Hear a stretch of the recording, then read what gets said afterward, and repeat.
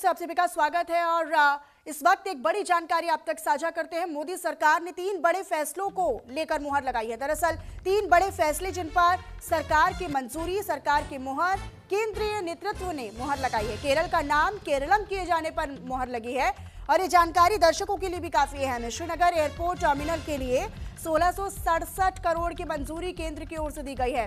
तीसरी बड़ी जानकारी और तीसरी बड़ी अपडेट ये है कि इस मीटिंग में ये जो केंद्रीय मीटिंग हुई, केंद्रीय कैबिनेट की मीटिंग हुई, इसमें मोदी सरकार की ओर से जो 3 बड़े फैसलों पर मुहर लगाई, उसमें से 2 हमने आपको बताएं। तीसरा बड़ा फैसला ये है कि 12,236 करोड़ के रेल मेट्रो एयरपोर्ट प्रोजेक्ट को भी मंजूरी मिली है। यानी सीधे तौर पर कनेक्टिविटी पर जोर, कनेक्टिविटी को और बढ़ाना और उस दायरे को और ज्यादा मजबूत करना, उस दायरे को बढ़ाना, ये जो फैसला है वो लिया गया है। हालांकि केरल का नाम केरलम किए जाने पर भी मुहर लगी है। हालांकि अभी उसको लागू नहीं किया जाएगा, अभी मंजूरी दी गई है, उसके बाद तमाम औपचारिकताएं और फिर केरल को एक नए नाम की पहचान मिलेगी।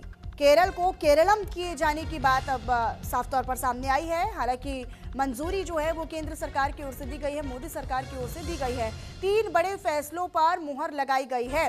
सरकार ने ये फैसला लिया है कि अब केरल का नाम केरल नहीं बल्कि केरलम होगा, इस पर मंजूरी लगाई है। बल्कि अब क्या, अगर हम एयरपोर्ट की बात करें तो फिर श्रीनगर एयरपोर्ट को लेकर भी ये बड़ी जानकारी है कि उसको भी एक बड़ा फंड मिलेगा, जहां कनेक्टिविटी को और ज़्यादा मजबूती दिए जाने पर जोर